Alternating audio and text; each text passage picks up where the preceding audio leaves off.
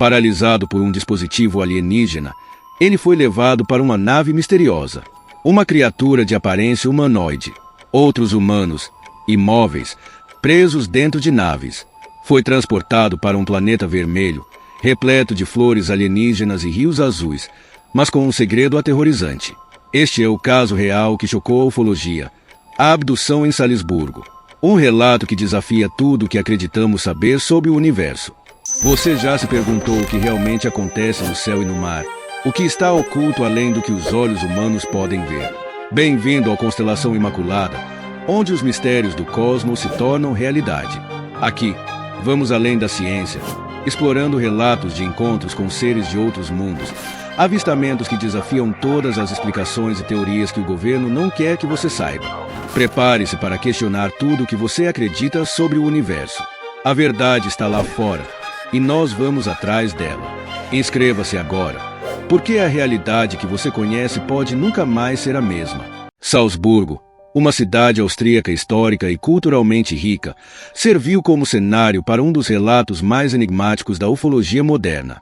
Em 1951, durante a ocupação americana após a Segunda Guerra Mundial, a cidade estava sob supervisão das forças militares dos Estados Unidos. Salzburgo, conhecida por sua arquitetura barroca, é também a terra natal de Wolfgang Amadeus Mozart e um patrimônio mundial da Unesco desde 1996. Apesar de sua atmosfera tranquila e seu legado artístico, essa cidade foi palco de um episódio que intrigaria pesquisadores e entusiastas de fenômenos extraterrestres por décadas. Nesse contexto, um soldado americano, cujo nome permanece anônimo devido à natureza de seu relato, fazia parte do exército de ocupação dos Estados Unidos na Áustria. Sua função incluía escoltar um professor que lecionava em uma base em Linz, cidade a aproximadamente 132 quilômetros de Salzburgo. A rotina, geralmente previsível, tomaria um rumo inesperado e aterrorizante em uma noite de maio. No dia 15 de maio de 1951, o soldado concluiu mais uma escolta do professor. Após deixá-lo em segurança em sua residência em Salzburgo, ele iniciou o retorno ao complexo militar. Era uma noite escura, com pouca iluminação pública, e a lua não estava visível, criando uma atmosfera densa e opressiva. Decidido a encurtar o caminho até sua casa, o soldado optou por um atalho, uma escolha que o levaria a um encontro inesperado e inexplicável com o desconhecido. Esse evento, relatado anos mais tarde com detalhes perturbadores, foi o início de uma jornada que transcendeu os limites da compreensão humana. A experiência do soldado marcaria um dos primeiros casos documentados de abdução extraterrestre, lançando dúvidas sobre a nossa percepção da realidade e ampliando os debates sobre a existência de vida fora da Terra. A caminhada pelo atalho parecia rotineira, mas o soldado começou a notar algo incomum à medida que avançava. Por volta das 23h20, ao passar por um trecho próximo à estrada cercada de arbustos, ele avistou uma silhueta entre as folhas. Inicialmente, ele presumiu que fosse uma pessoa devido à altura, cerca de 1,5 m. Contudo, a situação rapidamente se tornou desconcertante quando a figura emergiu das sombras carregando um objeto fino e alongado, semelhante a um bastão. Antes que pudesse reagir, o soldado percebeu que a figura apontava o bastão diretamente para ele. Um som de clique ecoou no ar instantaneamente. Seu corpo ficou completamente paralisado. Apesar de manter a consciência e a habilidade de mover os olhos, ele perdeu todo o controle sobre seus movimentos. A sensação era de que ele poderia cair, mas a paralisia o mantinha ereto, incapaz de lutar ou fugir. A baixa iluminação dificultava a identificação clara da figura, mas o soldado notou que ela usava algum tipo de capacete.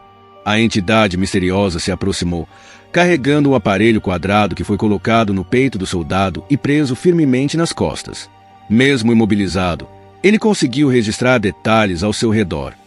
O som de cães latindo ao longe reforçava a percepção de que o que acontecia era real e não fruto de sua imaginação. Com um movimento ágil, a figura começou a conduzi-lo para uma área próxima, enquanto o soldado, incapaz de resistir, apenas observava os eventos se desenrolarem. Momentos depois, ele foi levantado do chão por uma força invisível. Flutuando de maneira controlada, o soldado foi levado para dentro de uma estrutura discoide metálica com uma cúpula translúcida. Era um objeto que ele jamais havia visto e, naquele momento, ele se deu conta de que estava diante de algo extraordinário. O que parecia uma simples caminhada havia se transformado no início de uma experiência de abdução alienígena. Assim que entrou na nave, o soldado percebeu que o ambiente era completamente escuro. Ainda imobilizado, ele sentia o chão firme sob os pés, mas sua mente lutava para entender o que estava acontecendo. Ele inicialmente pensou que poderia ter sido capturado por espiões com tecnologia avançada, uma ideia que fazia sentido no contexto político da época, marcada pela Guerra Fria. Contudo, a aparência e os movimentos da figura diante dele indicavam algo muito além do que qualquer tecnologia humana conhecida. Ao observar mais atentamente, ele percebeu que o teto da nave permitia uma visão clara das estrelas. O material era transparente, possivelmente vidro ou um tipo de plástico desconhecido. Apesar do ambiente sombrio, a criatura parecia saber exatamente o que fazia. Ela carregava um dispositivo semelhante ao bastão que o havia paralisado, enquanto ajustava controles e alavancas. O soldado notou que, por mais assustadora que fosse a situação, ele estava estranhamente calmo, como se a paralisia também afetasse suas emoções. Aos poucos, o soldado começou a recuperar a mobilidade parcial. Ele conseguiu mover os dedos das mãos e eventualmente sentar-se no chão. Foi nesse momento que ele pôde observar claramente a criatura que o havia levado. O ser tinha um corpo cilíndrico, com membros proporcionalmente curtos, e uma cabeça alongada que se projetava para trás. Seus olhos eram grandes, compostos, lembrando o olhar de uma mosca. A pele era pálida, quase translúcida, e vestia uma roupa prateada fosca que parecia ajustada ao corpo. A criatura não tentou comunicação. Sua atenção estava inteiramente voltada para os controles da nave. Enquanto isso, o soldado tentava absorver cada detalhe do ambiente. Ele notou que as paredes eram curvas, sugerindo que o interior da nave era circular. Apesar da estrutura aparentemente sólida, havia algo etéreo no design. Para o soldado, aquilo parecia mais um pesadelo vívido do que uma experiência real. No entanto, a imersão na escuridão do universo, visível através do teto translúcido, reforçava a estranheza da situação. Após alguns minutos dentro da nave, o soldado começou a sentir um leve tremor no chão. A criatura puxou uma alavanca e ele sentiu uma súbita aceleração. Era como se estivesse em um elevador que subia em alta velocidade, mas o silêncio era absoluto, sem o menor ruído mecânico. Através do teto transparente, ele observou as estrelas se movendo rapidamente, dando-lhe a certeza de que havia deixado a Terra. Em questão de instantes, ele pôde ver a Lua mais próxima do que jamais imaginara. Cada detalhe das crateras e da superfície lunar parecia nítido, como se estivesse ao alcance de suas mãos. Enquanto tentava racionalizar o que estava acontecendo, o soldado olhou novamente para a criatura, que permanecia focada em operar a nave. Apesar de todo o cenário absurdo, ele não conseguia evitar a sensação de estar sonhando. Mas o calor de seu corpo, a pressão contra o chão e até mesmo os sons de sua respiração confirmavam que aquilo era real. Ele observava o interior da nave, notando que tudo parecia feito de um material translúcido, incluindo o chão, que revelava apenas o espaço infinito abaixo dele. A viagem prosseguiu em alta velocidade até que um novo objeto apareceu à frente, um planeta vermelho. O soldado ficou impressionado com a paisagem que começava a surgir à medida que a nave desacelerava suavemente. Ao se aproximarem, ele viu campos verdes e acinzentados, rios de água azul que corriam em linhas retas, e extensos campos de flores vermelhas que pareciam girassóis gigantes. Era uma visão ao mesmo tempo paradisíaca e alienígena. Ele notou também estruturas cilíndricas saindo do solo, que pareciam chaminés, mas não emitiam fumaça. A nave deslizou suavemente até pousar em uma plataforma elevada. Ao seu redor, o soldado avistou dezenas de outras naves semelhantes, mas de cores variadas, prateadas, douradas e cinzas. A criatura puxou uma alavanca e uma abertura na nave se formou. Ela saiu, flutuando como uma folha, para o solo abaixo. O soldado, ainda receoso, permaneceu dentro da nave, tentando assimilar a magnitude do que estava presenciando. Quando o soldado começou a observar o entorno mais detalhadamente, percebeu que havia outras criaturas como a que o havia capturado, todas se movendo entre as naves próximas. A maioria parecia ocupada em operar ou realizar tarefas técnicas. Algumas dessas naves tinham janelas visíveis, através das quais o soldado pôde identificar figuras humanas. Ele viu um homem, uma mulher e duas crianças em uma delas, e em outra, um casal. No entanto, nenhum dos humanos parecia reagir, como se estivessem em estado de transe. A visão desses humanos o encheu de emoções conflitantes.